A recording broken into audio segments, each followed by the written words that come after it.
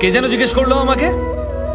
হ্যাঁ, আমি নুন দিয়ে পান্তা খেয়েছি কিনা? আরে আমি জেলের ছেলে, আমার নিঃশ্বাসে প্রশ্বাসে নুন রয়েছে।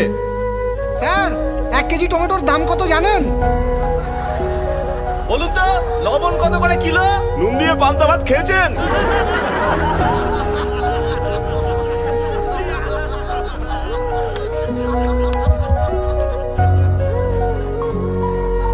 আজ আপনাদের কথা শুনে খুব লজ্জাই করছে আমার। সত্যি কথা বলতে 1 কিলো টমেটোর দাম আমি জানি না। টমেটোর দাম জানে না, নেতা হতে এসেছেন? এই স্যারকে টমেটোটা চিনিয়ে দে না। স্যার, একবার এই টমেটোটা দেখে নিন। আরে এই, ওই এই, এই হচ্ছে।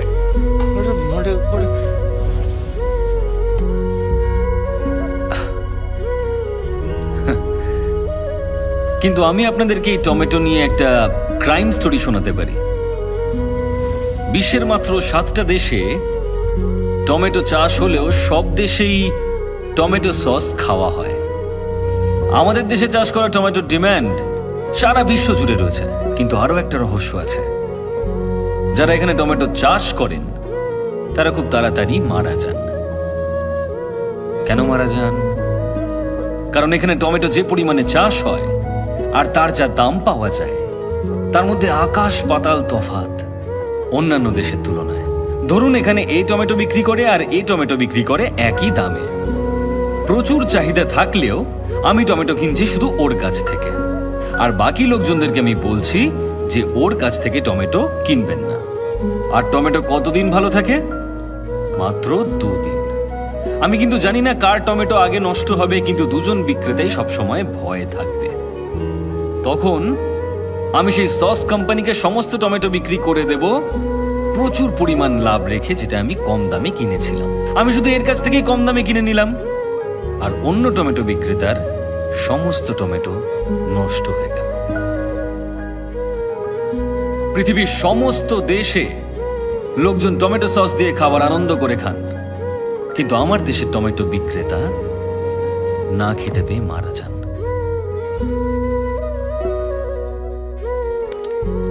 তাই পরের বার যদি আমাকে আপনারা টমেটো ছুঁড়তে চান, তাহলে দয়া করে ওই টমেটো বিক্রেতাদের কথা মনে রাখবেন।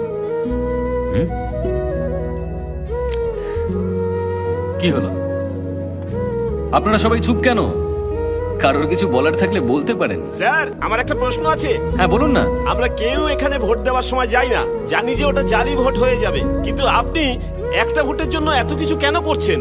আপনি তো 49P সম্পর্কে সবকিছুই জানেন। ভোটের রেজাল্ট বন্ধ করে দিলেন, কোম্পানি থেকে পদত্যাগও করলেন। এসব কি স্যার? আপনারা আসল কারণটা জানতে চান? রামেশ্বরমে আমার বাড়ি।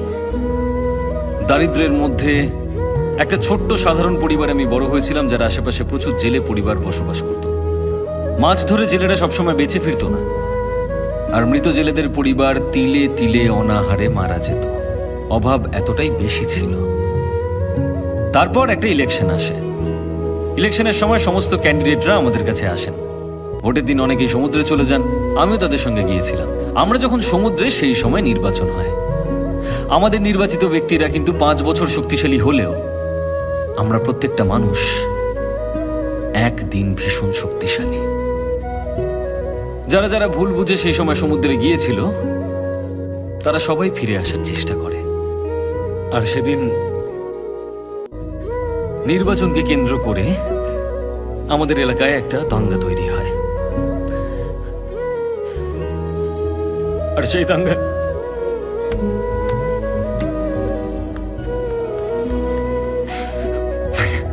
দাঙ্গায় আমার বাবার সঙ্গে 13 জন মানুষ মারা যায়।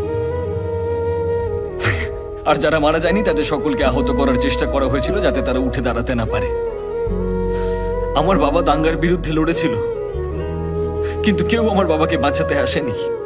একটা মানুষ মারা যাওয়ার পর তার সমস্ত অন্ত্যেষ্টিক্রিয়া করার জন্য 2000 টাকা খরচ হয়, আর জেলেদের 2 বছর লাগে ওই 2000 টাকা কামাতে। সুতরাং মৃতের শরীর নিয়ে এসো আর সেটাকে সমুদ্রে ছুঁড়ে ফেলে দাও। আমার বাবাকেও আমি মারা যাওয়ার পর সমুদ্রে ছুঁড়ে ফেলেছি। শুনেছি সমুদ্রে মৃতের অস্থি বিসর্জন করা হয়, কিন্তু আমি আমার বাবাকে করেছি। যে নির্বাচনে জিতেছিল সে কিন্তু কিচ্ছু করেনি। জেলেদেরকে বাঁচানোর জন্য আমার মা সংগঠন তৈরি করেন, জেলের বাচ্চাদেরকে পড়ানোর জন্য স্কুল তৈরি করেন, সবকিছু তৈরি করেন। অনেক বাচ্চাদেরকে শিক্ষিত করেছেন আমার মা, অনেককে। সেদিন দেশের সমস্ত নিউজ চ্যানেল থেকে ইন্টারভিউ নিতে এসেছিল আমার। আমি যে দেশেই থাকি না কেন, যেভাবেই থাকি না কেন, আমি ফিরে আসি নির্বাচনের দিন।